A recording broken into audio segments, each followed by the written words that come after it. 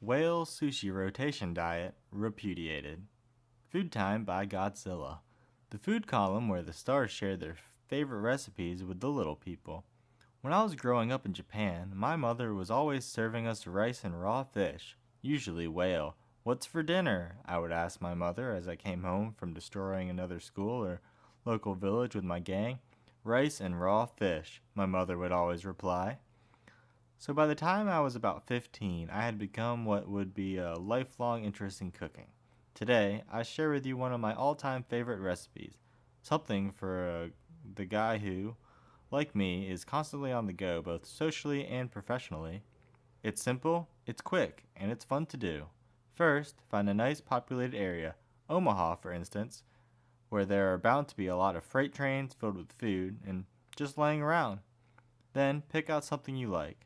Go ahead, be creative. Now pick out something else. Today, I've chosen cheese and beef. Now smash them together in a sandwich-like manner. Looking for something a little zesty to perk up that boring train-witch combination? Try the suburbs. Flash. We interrupt the generally good-natured tenor of this portion of our book to break some pretty bad news. Cockra the giant cockroach and her nameless little babies are back. It turns out, scientists are reporting, that they were only sleeping, tired apparently from some sort of radiation sickness they picked up after drinking too much water from the towers at 3 Mile Island. Godzilla reached last night for comment, vowed to skateboard across the country to California, where Cockra had been auditioning to be the host of a late-night music video program. The rather garishly dressed monster also said he was not at all concerned with the rumors that a second battle with Cockra would prove to be more difficult because of the weight gain observers have attributed to recent partying. "I don't have a weight problem," he said, sipping a diet soda and munching a saltine. "I've got a roach problem."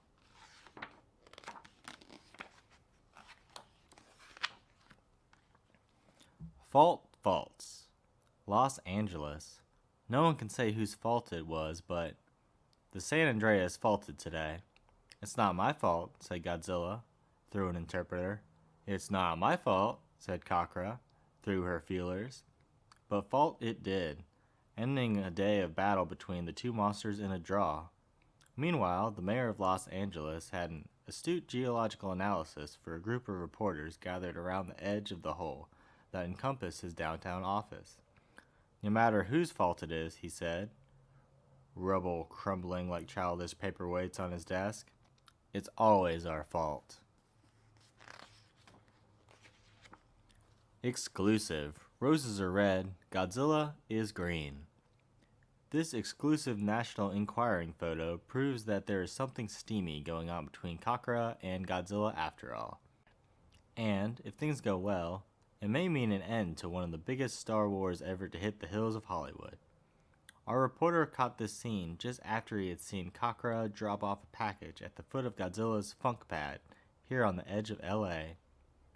According to our exclusive anonymous sources, the card with the package said only, "A gift from a secret admirer," but scratched out in pencil was the sentence, "Let's be friends." "I always knew she had something for him," said Cockra's former roommate and longtime friend. "She always had kind of a creepy taste, in my opinion. Always dated the really slimy guys." But Godzilla's buddies were less optimistic. "It's hard to imagine him settling down," said the creature from beyond the earth, a frequent party mate of the monster. "I mean, he's definitely got away with the ladies. I hear he's a real hot kisser."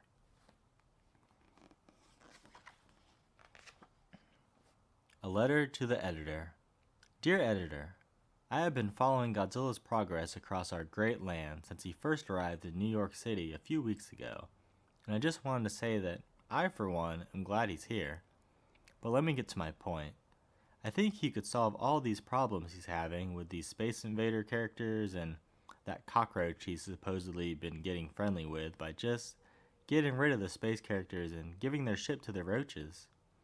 If those roaches are anything like the ones my cousin Elroy had in his mobile home last year, they'd probably love a small, dark place like that there spaceship. Thank you for your time. Respectfully yours, Mabel Antonimo, Musclehead, Ohio. Mr. Scales goes to Washington. Washington. At a rally here in his honor, Godzilla, King of the Monsters, announced his intention to run for the U.S. Senate. With a staff of giant cockroaches busily distributing leaflets here in the capital city, the prehistoric monster promised to warm up what he called a frozen political system. "I can get things done in this town," he said, torching Ralph Small, his opponent from the 3rd Congressional District in Minnesota.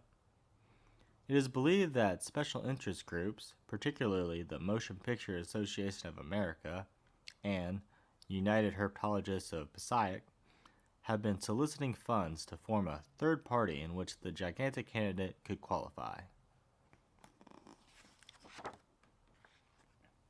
A sticky subject. Washington. Debate raged here this week over whether to issue a commemorative stamp in honor of Godzilla, the giant green, fire-breathing lizard who recently saved this country from a slew of giant cockroaches. "It's a sticky subject," said Congressman Peter Porkbarrel, as the room full of suddenly pale legislators ran for the bathroom, their hands covering their mouths. "I think it's going to take some time to lick it."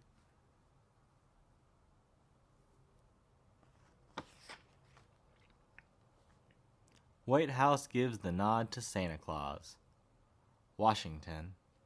After weeks of often sensitive negotiations, the president decided today to let the monster Godzilla decorate the White House Christmas tree.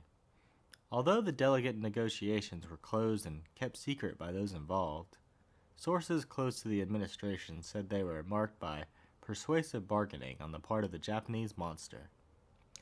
"I said I want to decorate the tree," Godzilla was reported to have said while dangling the presidential cabinet from the top of the Washington Monument.